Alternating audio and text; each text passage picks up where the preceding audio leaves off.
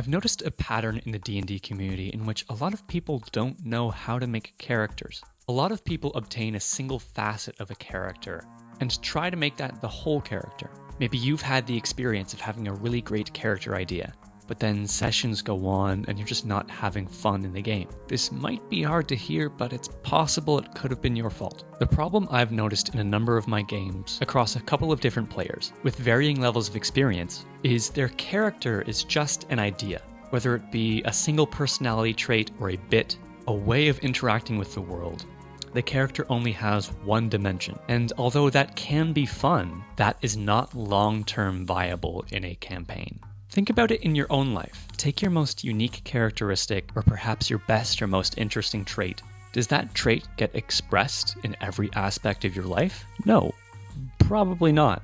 So how do you set yourself up for success in a long-term role-playing experience? First step is vulnerability and openness to change. When people create these single-faceted characters, they externalize the character. So the character lives outside of them. So if the game is on this side, the character's here and the person is here, and the person controls the change, the game cannot affect the character. The shell is in the way. The character should be a conduit through which you experience the game. You feel their feelings and they feel your feelings, and the character will grow naturally through discovery, and the character will also grow as a concept in your head. And these are the things that create the role-playing experience. So how do you start to build a character like this? Well, let's start with flaws. Flaws aren't meant to be static, they are guideposts for change. They inform potential paths of growth or regression. There is no compelling character who is without flaw. So how do you find a flaw for your character? On the topic of vulnerability, the easiest way is to take a real flaw of yours, or take one of your personality traits and flip them into a flaw. So I'll start making a character like this. Let's say I'm creating a wizard. I'm going to give this wizard my ego. I think very highly of myself, and it is definitely not all warranted. Now, obviously, I'm very aware of my flaws and shortcomings, because I have anxiety and I think about these things all the time. But this wizard isn't going to be. So we have a flaw for a character. Where do we go now? Just as a DM is always laying seeds to plan ahead, so should you with your character. And if flaws inform paths of change, then what are the potential paths for this character and their flaw? So if this is an egotistical character, they aren't likely to listen to anybody, they are going to want to control things, they will be stubborn. These are all bad traits for a game about working together. So this character's arc, as I am initially predicting it, is likely going to be about changing these traits so that they can better work with the party. Now what's important to note here is that I don't know how that's going to happen.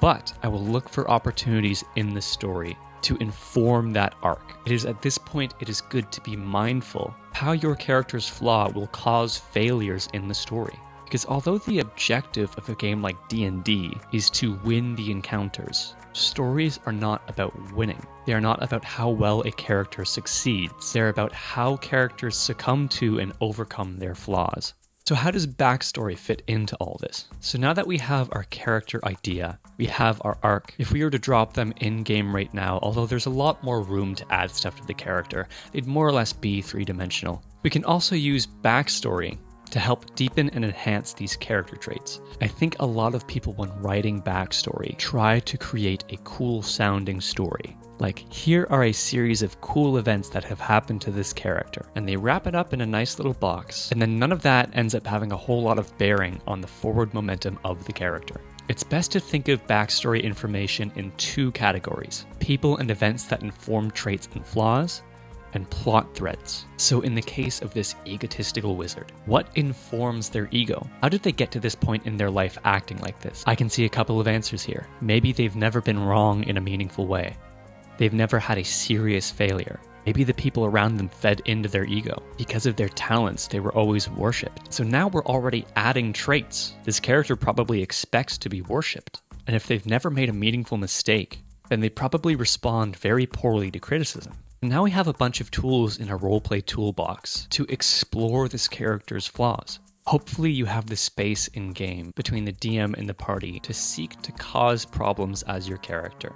And not in a serious way. We don't want anyone attacking town guards or stealing from shopkeepers. But maybe when they're talking to the town guards, seeing if they can negotiate their way into a castle, you choose to express the character's flaw and botch the encounter. Maybe another character needs to clean up your mess, and now there's tension. You and your character are going to start to feel pressure to begin to change. Now, of course, to play complex ideas like this is going to require a lot of communication with the other players on how you want to play your character, what the boundaries are, and there are different safety tools for this. I think there's something called a green card system, which if I'm remembering correctly, I really like how it's used. Anyways, I think I've made my point. So finally, let's talk about plot threads. These can also play into flaws. As I'm thinking of this wizard character, maybe they were betrayed by a friend or a master. Maybe that was their first failure. And as they enter the campaign, they refuse to acknowledge it. That's going to give the DM a tool to be able to press this character's buttons, to prompt the flaws to express themselves, and continue that forward momentum of growth. Maybe there are consequences to this betrayal that affected other people, and the wizard knows in some corner of their mind that they need to make amends. But if they admit they need to make amends